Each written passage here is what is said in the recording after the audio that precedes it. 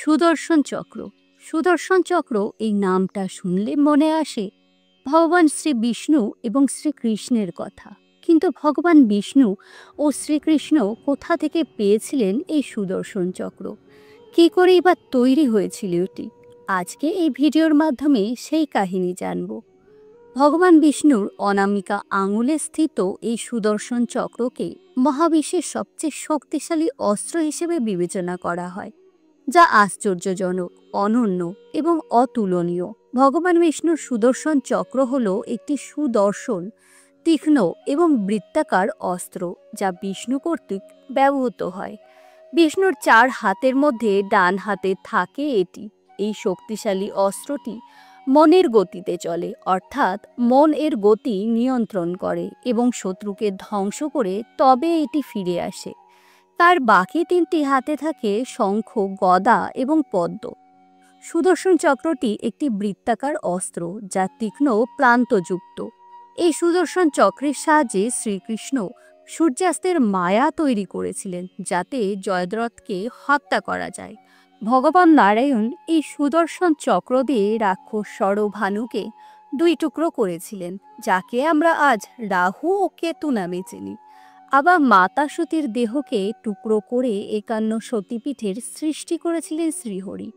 অন্যায় অশুভ শক্তির দমন এবং শান্তি প্রতিষ্ঠার জন্য বিষ্ণু এটি ব্যবহার করেন। তিনি এই চক্রের মাধ্যমে বিভিন্ন সময়ে অসুরদের বধ করেছেন এবং স্বর্গ ও মর্তে শান্তি স্থাপন করেছেন। যাকে উদ্দেশ্য করে সুদর্শন চক্র ছোড়া হবে, গোটা বিশ্বে কোনো স্থানেই তিনি লুকাতে পারবেন না। আর এই সুদর্শন চক্রটি তৈরি করেছিলেন দেবতাদের স্থপতি স্বয়ং বিশ্বকর্মা। সৃষ্টির আদি পর্বে একটা সময় ছিল যখন দেবতারা অসুরদের দ্বারা অত্যাচারিত হচ্ছিলেন। তখন দেবতারা ঠিক করলেন যে তারা ভগবান বিষ্ণুর কাছে যাবেন এবং সাহায্য চাইবেন। ভগবান বিষ্ণুর কাছে পৌঁছে দেবতারা তাকে অসুরদের হাত থেকে রক্ষা করার জন্য অনুরোধ করলেন। তখন ভগবান বিষ্ণু দেবতাদের বললেন, আমার কাছে এমন কোনো অস্ত্র নেই যা দিয়ে আমি অসুরদের ধ্বংস করতে পারবো। এরপর তিনি দেবতাদের আশ্বস্ত করে বললেন যে তিনি ভগবান শিবের কাছে এমন একটি অস্ত্র সরবরাহ করার জন্য অনুরোধ করবেন যা অসুরদের ধ্বংসে কার্যকর হবে। এরপর ভগবান বিষ্ণু ভগবান শিবের কাছে যান। ভগবান শঙ্কর তখন ধ্যানমগ্ন অবস্থায় ছিলেন। বিষ্ণু তার ধ্যান ভঙ্গ না করে ভগবান শিবের পূজা শুরু করেন। এইভাবে তিনি বহু বছর ধরে এই ধ্যানমগ্ন ভোলানাথের অবিরাম পূজা করতে থাকেন। ভগবান শিবের প্রিয় ফুল হলো পদ্ম, তাই প্রতিদিন শ্রীহরি তাকে পদ্ম ফুল অর্পণ করতেন। অবশেষে কয়েক হাজার বছর পর ভগবান শিবের ধ্যান শেষ হয়। তখন ভগবান বিষ্ণুর খুশির সীমা রইল না। তিনি তখন ভগবান শিবকে 100টি পদ্ম ফুল নিবেদন করতে শুরু করলেন। ভগবান বিষ্ণুর এই পূজায় মহাদেব অত্যন্ত সন্তুষ্ট হলেন, কিন্তু তাকে পরীক্ষা করার জন্য তিনি একটি পদ্ম ফুল লুকিয়ে রাখলেন। ভগবান বিষ্ণু একটি করে পদ্ম ফুল নিবেদন করে ভগবান শিবের পূজা করতে থাকেন। অবশেষে বিষ্ণু দেখতে পান সেখানে একটি পদ্ম ফুল কম রয়েছে।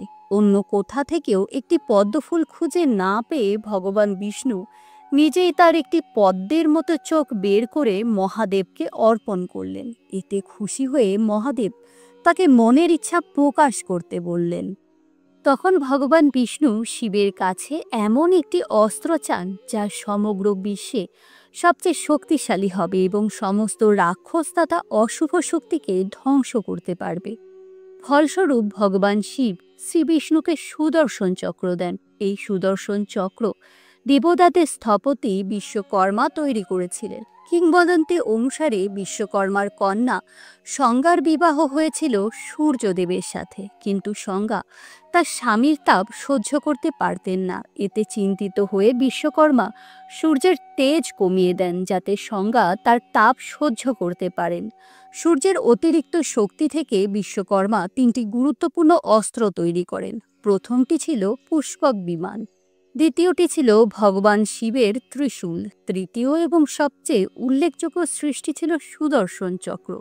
দ্বাপর যুগে ভগবান শ্রী বিষ্ণুর 8ম অবতার শ্রীকৃষ্ণকে পরশুরাম ধর্ম রক্ষা করতে সুদর্শন চক্র প্রদান করেছিলেন এবং এই অস্ত্র ব্যবহার করতেও শিখিয়েছিলেন।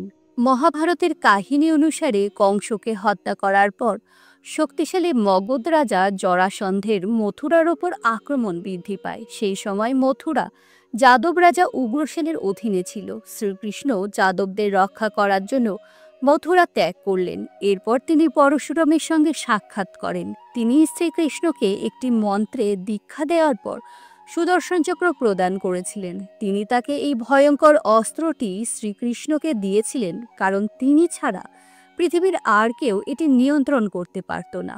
ত্রেতা যুগে সীতার স্বয়ংবর সভায় যখন রাম হরধনু ভঙ্গ করে ফেলেন, তখন রুষ্ট হয়ে তাকে শাস্তি দিতে মহেন্দ্র পর্বত থেকে সেখানে উপস্থিত হন পরশুরাম। কিন্তু বিষ্ণুর আর এক অবতার শ্রীরামের আসল পরিচয় জানতে পেরে তাকে সম্মান প্রদর্শন করেন তিনি। সেই সময় শ্রীরাম তাকে সুদর্শন চক্রটি গচ্ছিত রাখতে অনুরোধ করেন। তিনি বলেন, দ্বাপর যুগে তিনি যখন আবার পৃথিবীতে অবতীর্ণ হবেন তখন যেন পরশুরাম সেটি তাকে ফিরিয়ে দেন। তবে সুদর্শন চক্র হল শ্রীনারায়ণের একটি অবিচ্ছেদ্য অংশ, যা তার থেকে কখনো আলাদা করা যায় না। এটি একটি অস্ত্র নয়, এটি একটি কালচক্র যাকে তিনি নিয়ন্ত্রণ করেন।